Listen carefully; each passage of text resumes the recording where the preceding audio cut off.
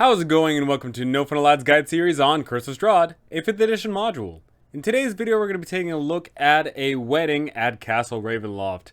Oh my goodness, is this white wedding turning red? Of course, there is going to be a ton of spoilers, so players do not watch this, but DMs that want that added insight, go ahead and stick around because we have a lot to cover. So first things first, I am not the first person that thought of this. I don't know who exactly the first person is. I'm sure a lot of people, had their ideas on it. But what I am going to be linking right here, it's going to be popping up on screen here-ish, I believe. It's going to be the link to the actual PDF drafted up about the wedding at Castle Ravenloft.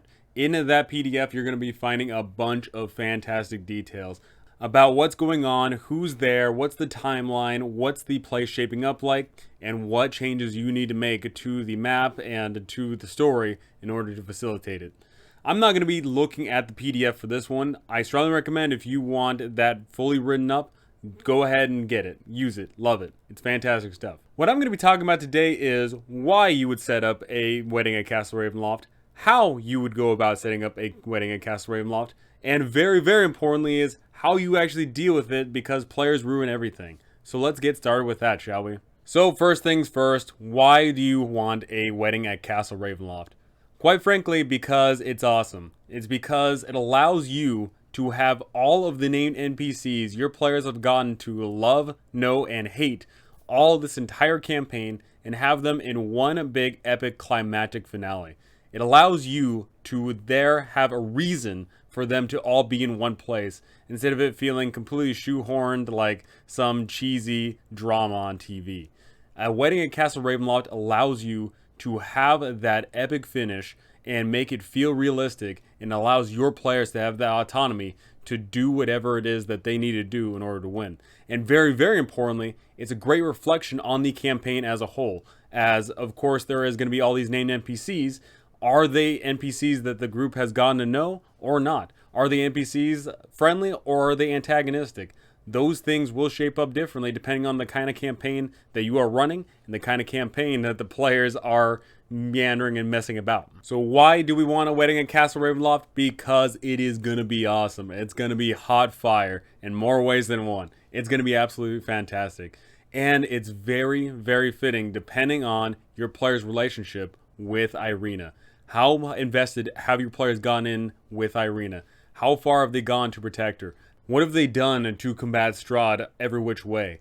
What have your players done to try and stop this? And all those things get led up to the fact that she gets taken away anyway, and then your players have to suffer those repercussions. So how do we go about setting up this wedding at Castle Ravenloft? It's quite simple. Only one criteria. Strahd needs to kidnap Irina. Doesn't need to be him himself, but of course he is one of the better ones to do it. But he's got plenty of minions that can do it as well. This can happen a huge number of different ways. This could happen if your party is on the verge of a TPK, Strahd shows up, saves everybody, but takes Irina away, and then later on, the group gets an invite, and then everyone shows up to Castle Ravenloft. If your party is dumb enough to let Irina get taken by her brother in Vallaki, and if your party has absolutely no way of saving her because they don't know where she is, or your players got arrested, or whatever the case may be, instead of it being the party that saves Irina from her terrible fate, it is Strahd. But of course, she gets taken to another terrible fate. Maybe your players are successful in getting Irina to the pool in Krezk. But here's the thing. Of course, as written, Irina just disappears and it's super anticlimactic and boring. What if instead, that is Strahd simply posing as his brother to get the girl? What if instead of Irina being saved, she is then damned? I think that's a very simple way to make the Pool of Krezk not as boring, but still lead on to future awesome gameplay. No matter what the case is, whether it be Strahd himself or any one of his many minions, Irina gets captured and brought to Castle Ravenloft, and that is when the party gets the final invitation to Castle Ravenloft. But here's the thing, it's not the party alone that gets the invite to Castle Ravenloft. It is in fact every named NPC ever. Every single one. Get them in there. And the best part about this is, of course, a lot of these named NPCs are begrudgingly going there. A perfect example being any number of the Were Ravens. They probably don't want to show up, but they get voluntold to go.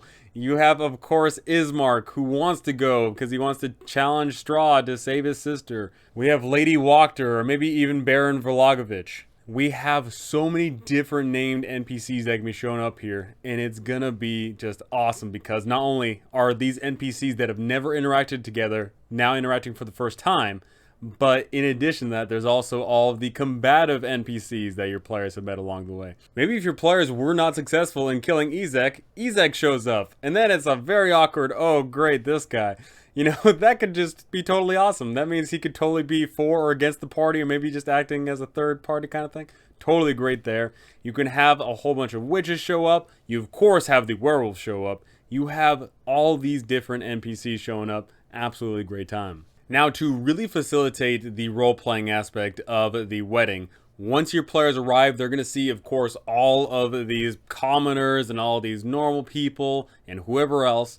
And right then and there, Rahadin is going to tell the party, hey, I understand that you guys are a little bit combative here, but here's what's going to happen. If any of you raise any weapons, not only are you going to damn yourselves, you're also going to get everybody else killed, and that's going to be on you. Make sure that the players recognize that they are way out of their league. They are outnumbered, they are outmatched, and most important of all, they also have a ton of lives hanging in the balance. If the party recognizes that they are outnumbered by a whole bunch of vampire spawn, werewolves, and whoever else are agents of the castle, then your party should hopefully go on board with what's going on.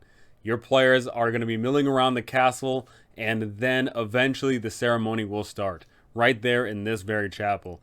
Of course, it's going to be drawn up just a little bit more pretty. Maybe they'll remove some of the boards and they'll get rid of some of the cobwebs, but the main idea is there. Your players get seated down, and that's another great part is during the seating arrangement, I think a really cool thing to do is purposely split the party. Have one party member be sitting right next to a whole bunch of werewolves, then one sitting next to a whole bunch of were-ravens, then one sitting next to a whole bunch of witches, and then one sitting next to, you know, one of the barons. That could be a great way of showing off the different dynamics of the wedding and also ensure that they don't have any opportunity to raise a commotion. So once everyone has sat down and is observing the ceremony, Strahd stands there waiting, and then Irina is ushered down the aisle. And who is that by? That could be by one of the PCs for sure. Perhaps that could be done by Father Donovich. It could be any number of characters. But Irina gets walked down the aisle, and there's that weird tentative moment of, oh my goodness, this is happening. What are we going to do about it? The party knows what's going to happen. If the wedding doesn't get interrupted, then Irina is going to be turned into a vampire spawn, and that's just going to be a terrible time. But if the party thinks to themselves, yeah, there's nothing we can do about it right now, we got to strike till later, then of course you can have some commotion go down. Whether that be from one of the most likely outcomes being Ismark raising up and saying, hey, screw you, Strahd, I'm going to fight you. Or it could be any number of things. Perhaps there's a bit of mischief in the castle and one of Strahd's brides doesn't want this marriage going down. Maybe one of the were-ravens has planted a smoke bomb and is trying to cause a commotion. There could be a number of NPCs trying to stop this wedding for some reason. But whatever the case may be, something does happen. Right before the words, I do, are said, there is going to be that commotion that sparks. And it's going to ignite the entirety of this castle. And that is when this white wedding turns red. That is when people are going to be fighting. A whole bunch of people are going to be running away. And it's going to be an absolute clown fiesta. But that is when your party is going to get the opportunity to strike. There, in amongst the entirety of the crowd, there's the werewolves fighting the were-ravens. You've got vampire spawn going up against whoever else. Whoever it is that is here, just to cause a commotion.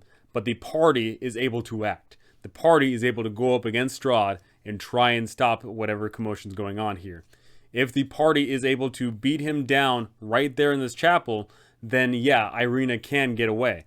But if there's too much going on, they get swept up in some other commotion, then Strahd is going to take Irina and take her about the castle. And that is when your players are going to have to chase Strahd around the castle, and then it's going to be the classic manhunt for the Count himself. Now, if the party is unsuccessful in beating him back, forcing him to retreat, then he's going to take Irina and turn her. And that's really bad. If she gets turned and the party spends way too long fighting other forces or is crawling around the castle and not being able to find him, then unfortunately her transformation will be completed.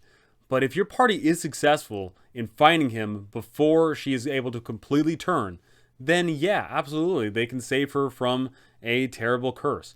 And also, very importantly, is the fact that even if she does get turned, yeah, she'll be evil now, so hopefully the party recognizes that and doesn't kill her outright. Hopefully the party tries to capture her and then try to find a solution to trying to unturn her. How I would go about running it is if the party is able to kill Strahd, then absolutely the transformation does not go through halfway. But if she does get turned, then even killing Strahd is not good enough. But here's the thing. If the party is able to kill Strahd, then they can finally move out of the lands of Barovia and try and find a proper solution to saving her eternal soul. Now, something important to note about the whole chapel scene is I wouldn't run it in the tabletop. I would try to keep it as abstract and theater of the mind as possible, because then people are going to get too fixated on, oh, there's enemies over here and there and da-da-da, this and that. I would just make sure to say, hey, you know, the aisle opens up and you're able to charge straight on down, fighting Strahd. But also something very important is, guess who Strahd's best man is? Rahadin. So Rahadin's going to be standing right there. So having Strahd and Rahadin fight the party right there, that could be absolutely disastrous. And then, of course, maybe Emil's floating around and Emil joins in on the fight. But at some point, Strahd is going to retreat. Strahd does not want to fight right here. Strahd just wants to turn Irina and then go about his day. So he's going to try and leave it up to his minions to solve it. And that is going to be a great part about this whole dynamic combat is your party gets to fight Strahd for maybe a round or two or maybe even more. But then eventually they can focus on the big bad minions that they've been going up against this entire campaign. And that is going to be that awesome conflict resolution. That is one of the biggest reasons why we have this wedding at Castle Ravenloft, is for those epic finishes. There have been all these named NPCs that the party has gotten to know and love and hate this entire campaign, and they can meet those epic finales with every single one of them right here. Now, does every campaign need a wedding? No, I strongly recommend it though, but sometimes it's just not lined up in the cards. Maybe all of the named NPCs your party ever interacts with are always dead, in which case it's going to be a pretty boring affair. Maybe your party just doesn't care about Irina, and thus they don't really care about her being transformed. Maybe your party has other interests in mind. Maybe your party is just absolutely dead set on thinking it's a trap and refuses to go. If that happens, then you can threaten them in other ways. But at the end of the day, if you're not playing a railroaded campaign, then they may just decide to not show up, in which case, yeah, you're going to have to leave that off the table this time. But hey, you know, you can leave that up for some future campaign idea to have a wedding. I've had a wedding in a lot of my campaigns, actually, and I always recommend it because if it goes off without a hitch, then it's a beautiful time, and if it goes off with a hitch, then hey, there's actually something awesome to talk about, right? Whatever the case may be, I do think that trying to put in a wedding at Castle Ravenloft is an epic way to finish off this campaign. It's definitely going to be something that your players are never going to forget. All of those epic conclusions, you know, the one final confrontation with Strahd, and saving Irina. Those things are going to be absolutely fantastic. So go ahead and tell me, do you plan on having a wedding at Castle Ravenloft, or do you think your players are not going to buy it? How many named NPCs are going to show up at your wedding? Are there a ton of people still left alive, or is everyone now dead? And will Strahd be able to turn Irina before your party is able to save her? Go ahead and tell me all those things because I would love to hear it, but that's going to do it for me. Thank you for watching. Thanks for listening. And thank you to my amazing patrons. You guys are absolutely incredible. Thank you so very much. And I cannot wait to see you all in the next one.